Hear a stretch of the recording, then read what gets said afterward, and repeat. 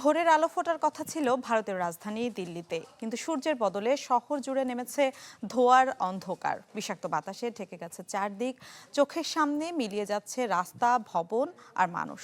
শহরটির air quality index ছুঁয়েছে ভয়ঙ্কর মাত্রা, যাতে বন্ধ হচ্ছে ফ্লাইট, থমকে যাচ্ছে ট্রেন। রাজধানী দিল্লি যেন আজ শ্বাস নিতে পারছে না।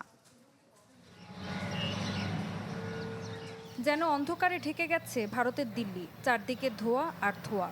চোখের সামনে কয়েক হাত দূরেও দেখা যাচ্ছে না কিছুই। সোমবার সকালে ঘন কুয়াশা ও ধোঁয়াশায় অচল হয়ে পড়ে শহরটি। এয়ার কোয়ালিটি ইন্ডেক্স 100 পেরোলেই ক্ষতির মুখে পড়তে পারে শিশু ও বৃদ্ধরা। সেখানে দিল্লিতে এর মাত্রা 402 ছাড়িয়েছে। বিহারে যা 458 আর ওয়াজিপুরে 443। এমন অবস্থায় বাতাসে সবচেয়ে বেশি বিষ ছড়াচ্ছে PM 2.5 কণা, যা যে কোনো প্রাণীর জন্যই মারাত্মক ক্ষতিকর। ঘন কুয়াশা আর ধোঁয়াশার সবচেয়ে বড় ধাক্কা লেগেছে বিমান চলাচলে। দিল্লি বিমানবন্দরে দৃশ্যমানতা 125 মিটারে নেমে যাওয়ায় এখন পর্যন্ত বাতিল করা হয়েছে শতাধিক ফ্লাইট, আর শিডিউল বিপর্যয় হয়েছে 100-র বেশি ট্রেনে, যাতে ভোগান্তি পৌঁছেছে চরমে। এ অবস্থায় রেড অ্যালার্ট জারি করেছে আবহাওয়া দপ্তর।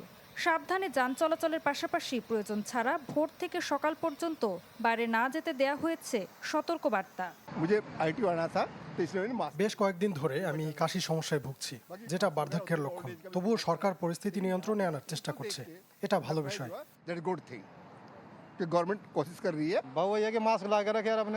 ভয়াবহ এই বায়ু দূষণের হাত থেকে বাঁচার একমাত্র উপায় হলো মাস্ক পরা এবং প্রয়োজন ছাড়া বাড়ির বাইরে না যাওয়া। দিল্লির দূষণের ছায়া ছড়িয়েছে রাজধানীর বাইরেও। আগ্রার ইতিহাসে বিস্ময় সৃষ্টি করে তাজমহল যেন হারিয়ে গেছে ধোঁয়ার আড়ালে। একই দৃশ্য ধরা পড়েছে মুম্বাইয়ের ইস্টার্ন ফ্রিওয়ে ও আসামের নাগাঁও এলাকাতেও। বিশেষজ্ঞরা বলছেন, এখনই কার্যকর পদক্ষেপ না নিলে দিল্লির মানুষের জন্য নীরব ঘাতকে পরিণত হবে বিষাক্ত বাতাস। ঋতু সাহা, চ্যানেল 24। সানশাইন আটা ময়দা সুজি।